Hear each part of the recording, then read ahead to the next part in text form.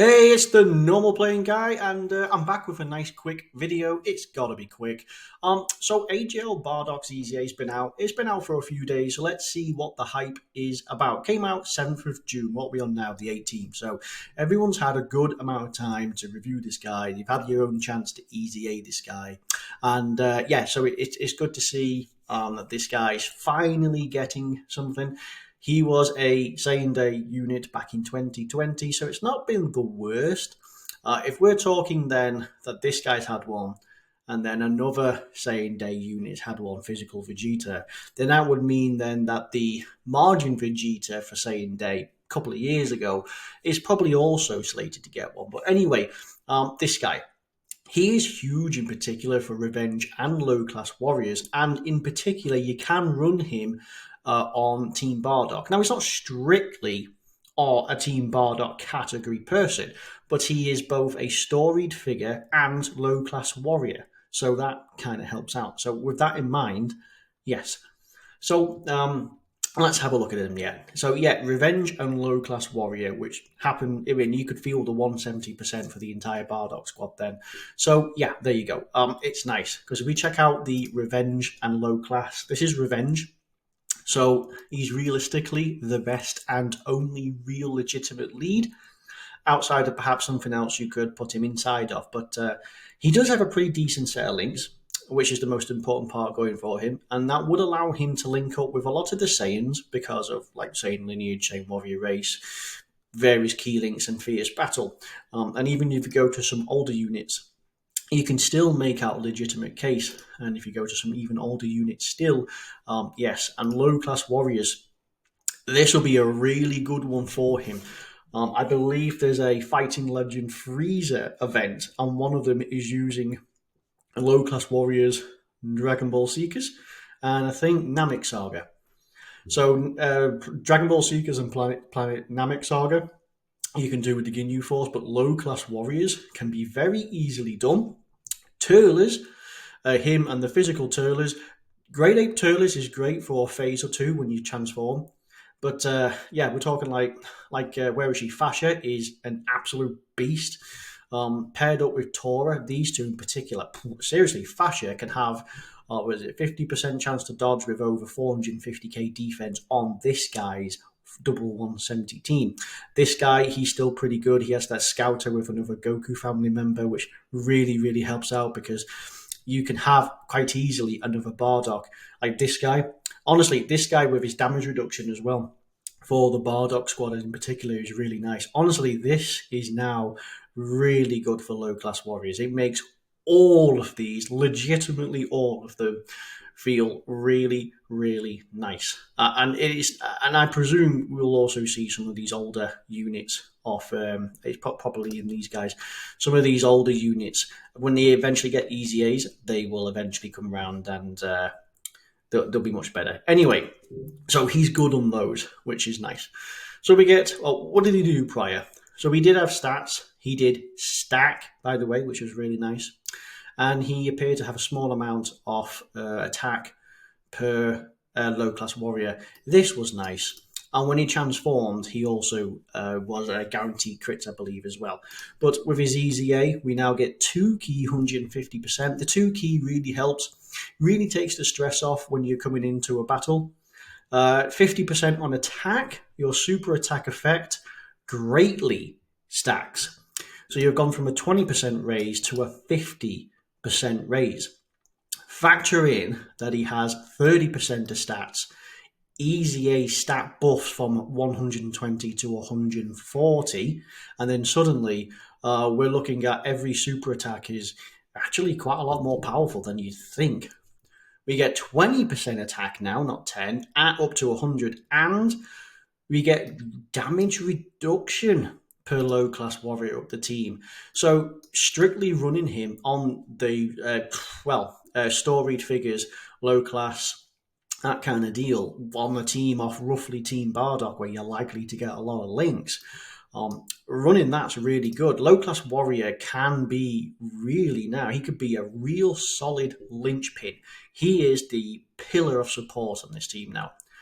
So additional 50% attack and super effective against Wicked Bloodline. That's nice. So you're not just super effective, you now get, well, yeah, a ridiculous attack buff, which would make him, because you get, in a sense, it's 100% attack to attack, whilst you're also greatly raising defense against a Wicked Bloodline, which is really nice. Which again, the Fighting Legend Freezer will touch into. This guy will be in every single team possible for all the missions relevant. He just will be. An additional attack, high chance to become a super attack, that's 50%, when there is another low class warrior in the same turn. Now that's really good. The fact that you can have a 50-50 chance to double greatly stack is really, really nice, which would mean then that you could potentially build him into that kind of spec. You could just go heavy on the additional purely because you could have three super attacks then, three of which greatly raises defense, and suddenly within a few rotations he's going to look pretty gnarly. A really good unit. You could argue with Dodge as well. He's super effective, and I know he crits against a freezer, but you could perhaps put a little bit of crit in there, maybe, because, well, as I say, you have a bit more versatility against not just a freezer. So let's have a look at these links and categories. Then we'll see what he looks like when he's transformed and see if there's a change. I don't think there is. So we have same warrior race, same lineage, and these key links, as I was saying before. Then we got same pride, family ties, experienced fighters, fierce battle. So again, like it's all attack. And when you factor in, like you'll get these three and family ties when you have stuff like another Bardock on the team, which would happen on the low class warrior / storied figures kind of deal, which makes him truly, really just phenomenal when it comes to certain teams, then, which would be really nice. Again, he doesn't strictly. I mean, he has to have low class warrior on the team in order to have damage reduction. You could have two or three, and it would still be pretty sufficient. Having a full team, I'm not saying you need a full team, but yeah, if you did, that's fine. Remember, you can have the likes of Turles slapped into this. It's Turles, Kaioken, Goku, Team Bardock, you name it, it's all there. So that's pretty good. I mean, teams in particular we're looking at. Crossover could be really nice, actually, as a standalone.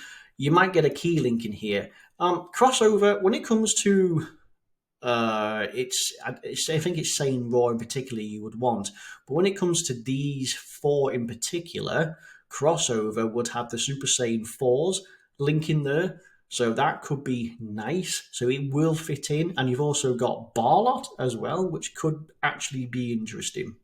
So he is going to fit in. Exploding Rage and Revenge now have really nice. Exploding Rage, again, you could, the Extreme EZA, the Extreme Super Battle Road, is quite horrible to do. And you do need, it's item heavy, and you will use all your items, and you need a lot of luck. The team is, we're talking Beerus with Super Saiyan 2 Gohan. That's kind of the realm we're looking at. It's not really relevant. It's very difficult. But having someone who can greatly stack, who has potentially damage reduction, depending on whether or not you can actually utilize a few people, it's really good. Revenge as well. We've seen that Revenge. Just checking it out in particular for Revenge. Yeah, I mean, he can stand alone in any one of these. The most recent people coming into this. Trunks is terrible as a standalone unit and needs support, and these supports aren't on Revenge, so he's terrible. Ultimate Gohans are good. This guy is fantastic, and he's only a couple of rotations away from outperforming this guy. Pound for pound, turn one, the LR's better, but he's new, and he's, not everyone's going to have the yellow coin LR. So then you've got this guy who's really good. Are they going to share some links? I don't really think they do. They might share like same warrior race, perhaps, but that's really about it. Trunks, no, you're not really going to have Trunks. Baby, nah, you're not really going to have Baby. Crossover could have a potential link there, but again, on Revenge, he's a standalone pillar, and just being able to hold his own, and that's going to be really, really good. A legendary existence, of course, storied figures, time travelers. You can now make a good team. Basically, the ones in red are going to be his best.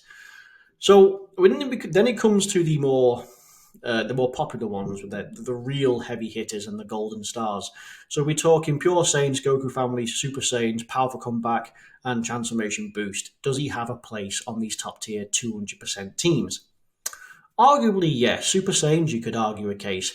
Goku Family, absolutely. Pure Saiyans, yes. You could legitimately make a Pure Saiyans, because what are you going to have? You're going to have Broly is in Low Class Warrior, and you can have Turles in as well. So you could have them both in there, triggering some damage reduction, right, and some small amount of attack. Powerful Comeback, again, you can quite easily make that. So yes, he does have a legitimate space. Looking up in here, what do we have? These guys are good on Powerful Comeback, Super Saiyans and Pure Saiyans, and we get 5 links, all attack. Legitimately could actually be a good run. Pure Saiyan Vegeta, the Saiyan Day unit. Again, we share 5 links, 3 teams, Pure Saiyan, Super Saiyan. So we have any decent Goku family units? Okay. So we're talking Bond of Parent and Pure Saiyans. Planet Namek Saga. 4 links, over 10 teams. Sharing teams on a lot. So again, what we're talking... Well, this lot here, the main 4 and even Transformation Boost, which I feel like is more just one of these. You can quite easily make this. Oh, Exploding Rage, decent partner. Potentially you are getting a little bit of stats in there, so that's nice. But again, you can see Low Class Warrior galore, Bardock galore, and a few. It's the likes of like. It's this in particular, or maybe these two combined, which is making these units stand out. Powerful Comeback, Pure Saiyans. Yeah, you could certainly make a case for him. Right, now the good stuff. So 4th turn and Wicked Bloodline, you can transform. So either one or the other can be activated at any time if you are against a Wicked Bloodline enemy. So transforming Frieza, you can do straight off the bat. So what do we have here? So previously we still had a lot of defense, and we were super effective against Extreme, and of course you had a guaranteed crit against a Wicked Bloodline. So that's nice. Damage reduction was only for 5 turns, so that's something as well. You stopped stacking, it seems, but you did raise it for the turn. So let's see what we do now. Key 380%. So that's nice. Remember, you've been stacking and greatly stacking, and then you transform. Still super effective. That's nice to see. You flat out permanently reduce damage by 18%, which is really nice. It's not just for 5 turns. An additional attack, 70% to super. Your super attack greatly raises for the turn. So you've been stacking and stacking, and now they've buffed this. So really nice. Can hit very hard.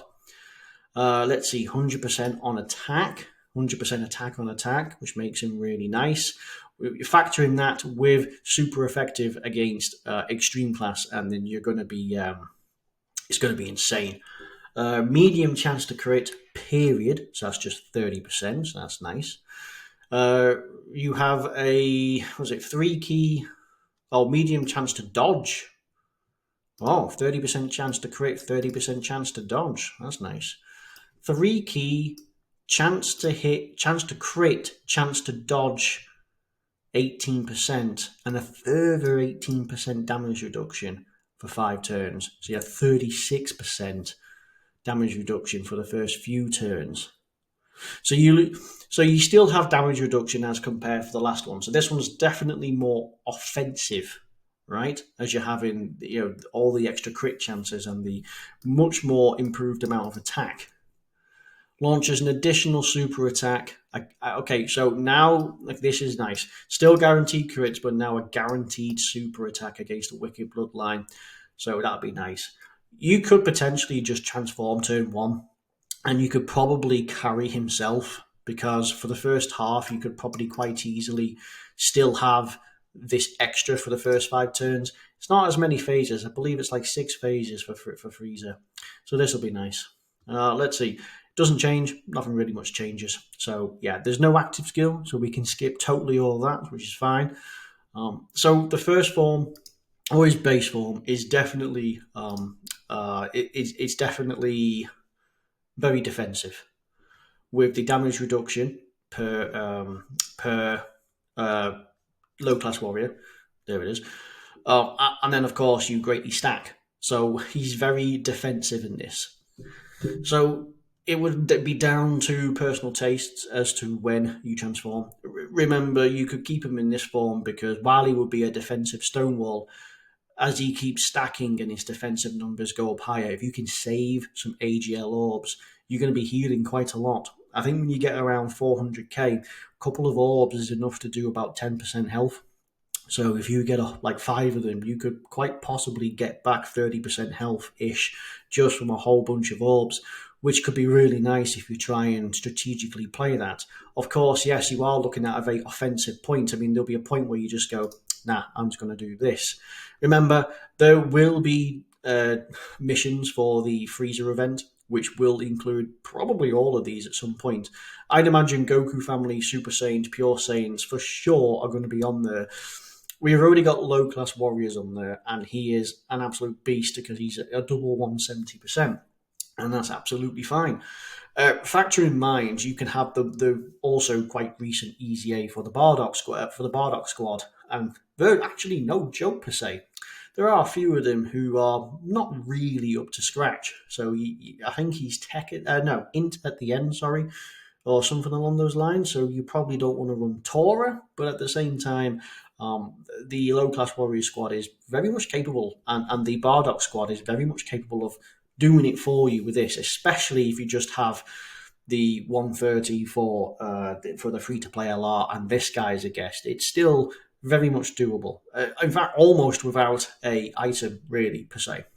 So that's nice. So there we have it. He's good. I can see him rapidly becoming very good. He needs. I mean, you could use him as a slot 1, really, suppose, because of his potential damage reduction, because of his increase in stats and other further chances of support. Legitimately could actually have a potential turn 1 slot unit for low class revenge, pure Saiyans kind of deal. You just got to work him out strategically. And of course, greatly stacking means that in the next few rotations, he's going to be one of your better units, of course. So I wouldn't say he's totally invincible, but he is somewhat on the precipice. I like this guy. He's good. It blends both offensive and defensive kind of capability. You can switch between. If only there was an option where you could actually switch back to base, right? Imagine if you could flip your actives, well, flip your transformation, but then do it again to alternate between, right? So you could like jump in for the more powerful one and jump back. I think that could be an update in the future. Could be really cool. But anyway, that's it. Thank you very much for watching. I like this guy. You can let me know. But yes, until then, thank you very much. I'll see you in the next one. And bye-bye.